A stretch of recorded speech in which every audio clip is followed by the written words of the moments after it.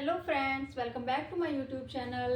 आई hope आप सभी अच्छे होंगे। मैं भी बहुत अच्छी हूँ। आज मैं बताने वाली हूँ आप लोगों को कि थ्रेडिंग करते टाइम हमें किन किन सामान की ज़रूरत होती है, क्या क्या चीज़ें हमारे पास अवेलेबल होनी चाहिए थ्रेडिंग करने से पहले। तो सबसे पहले रहता है, ऑलमोस्ट सभी कस्टमर अपनी आईब्रो को फिल करके आते हैं, आईब्रो पेंसिल या किसी भी चीज़ से। तो उसको क्लीन करने के लिए हमारे पास क्लींजिंग मिल्क या फिर कोई भी एस्ट्रीजेंट लोशन और टिश्यू, ये दो चीज़ें होनी बहुत ज़रूरी है। क्योंकि जब तक हम आईब्रो को क्लीन नहीं करेंगे, जो भी उन्होंने आर्टिफिशियल अपनी शेप बनाई हुई है पाउडर के साथ या फिर आईब्रो पेंसिल के साथ, उसको क्लीन नहीं करेंगे तो हम प्रॉपर आईब्रो नहीं बना पाएंगे। हमें पता ही नहीं चलेगा कि क्लाइंट की क्या रियल में जो शेप है वो क्या है, हमें समझ ही नहीं आएगा। तो सबसे पहले हमने आईब्रोज को क्लीन करना है। तो क्लीन करने के लिए हमारे पास लोशन, क्लींजिंग मिल्क या लोशन ये और टिश्यू, ये दो चीज़ें होनी बहुत ज़रूरी है।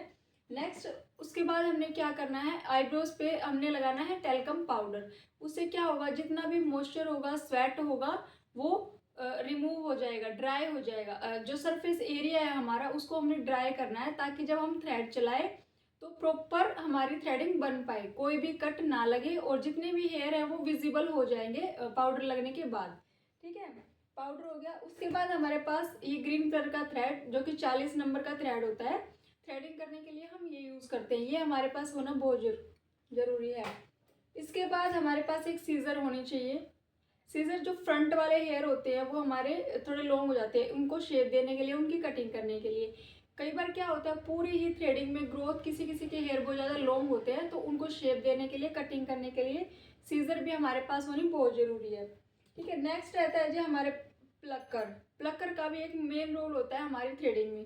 कई बार क्या होता है, थ्रेडिंग में हमारे वाइट हेयर हो जाते हैं, उनको निकालने के लिए उन हेयर को हम थ्रेड के साथ नहीं निकाल सकते, क्योंकि जो शेप के अंदर होंगे हमारे हेयर, जो बिल्कुल ऐसे बीच में होंगे, तो वो थ्रेड के साथ नहीं निकलेंगे। उसके लिए हमें प्लकर का यूज़ करना पड़ता है।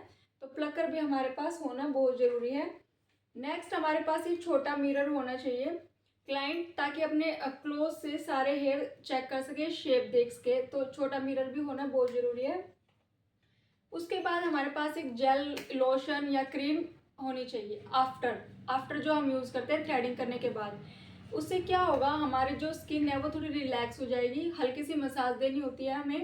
कई बार क्या होता है, किसी किसी कस्टमर की सेंसिटिव स्किन ज़्यादा होती है तो रेडनेस आ जाती है, वो भी इसको कम करेगा। तो थ्रेडिंग करने के बाद हमने थोड़ी सी मसाज जरूर देनी है कस्टमर को।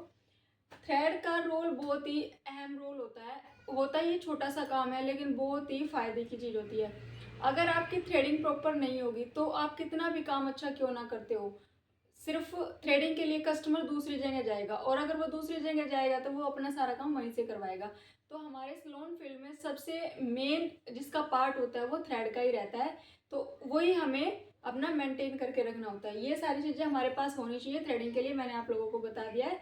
सभी इसको नोट कर लेना, नोट डाउन कर लेना, आपके याद रहेंगी। ठीक है, तो अगर आपको ये वीडियो यूज़फुल लगी हो, कुछ भी नॉलेजेबल लगी हो, तो इसको सेव कर लेना। Thank you.